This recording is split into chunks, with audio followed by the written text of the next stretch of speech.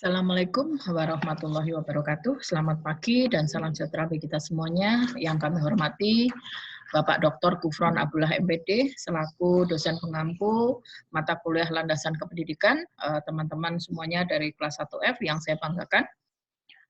Izinkan siang hari ini kami akan menyampaikan tugas mata kuliah landasan kependidikan dengan topik aliran-aliran pendidikan yang disusun oleh Listiana Kusumawardani, NPM 195100265.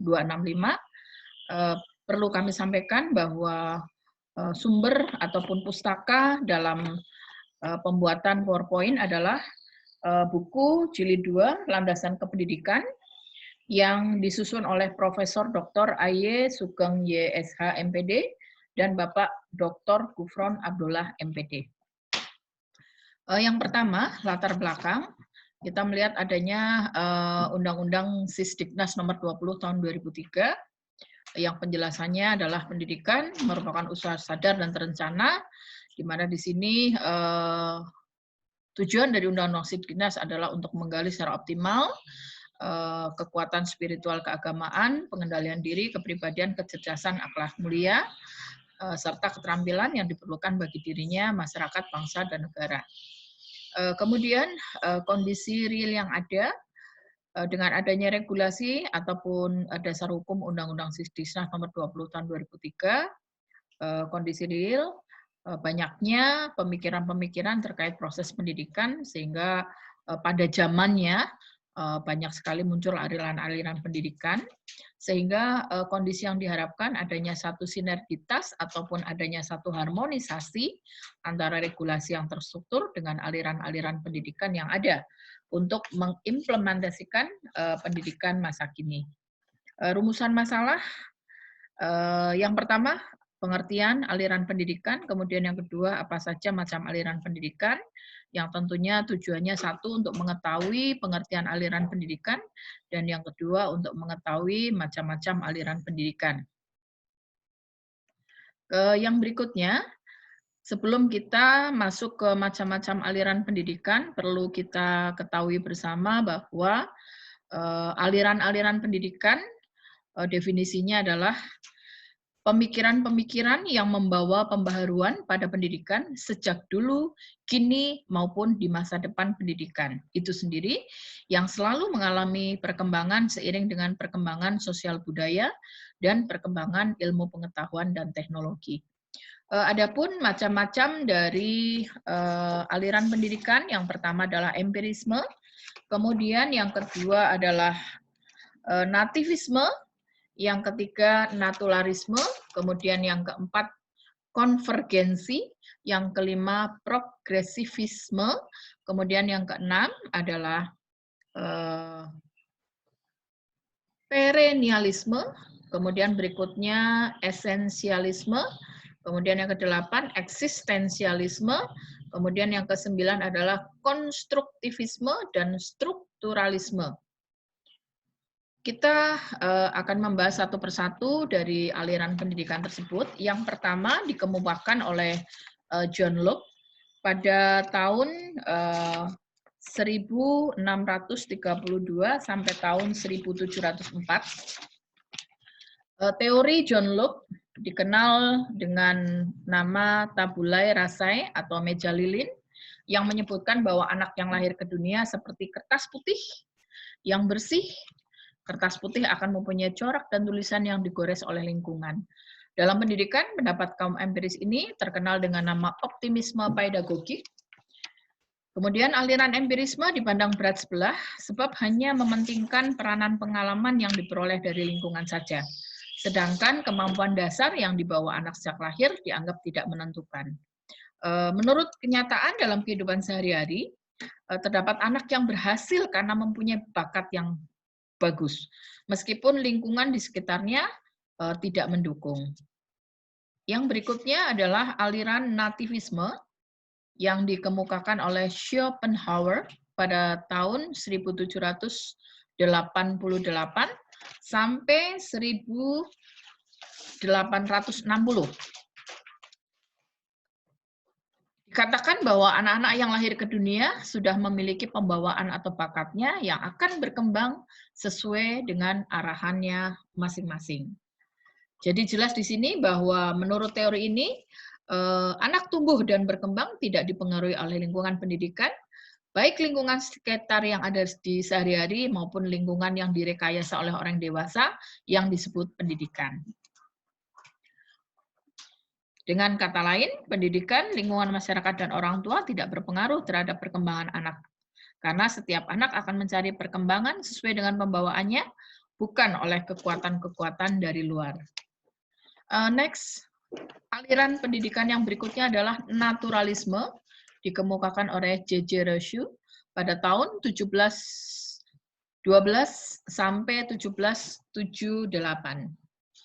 Aliran naturalisme ini dipelopori oleh filosof Prancis ya tadi J.J. Rousseau. Semua anak yang baru lahir mempunyai pembawaan yang baik dan tidak satupun dengan pembawaan yang buruk. Hasil perkembangannya sangat ditentukan oleh pendidikan yang diterima atau yang mempengaruhinya.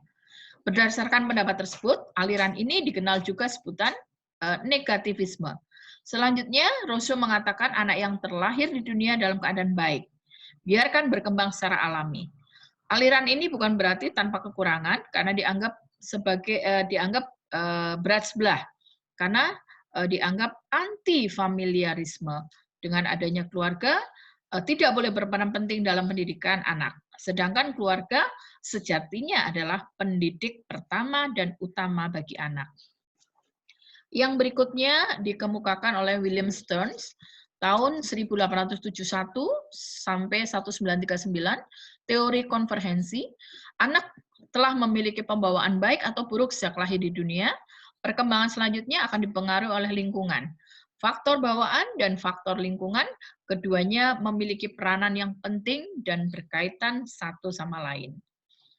Kritik terhadap aliran ini tidak menyebutkan seberapa besar pengaruh masing-masing faktor, bagaimana perbandingannya atau mana yang lebih dominan antara bakat atau pengajaran.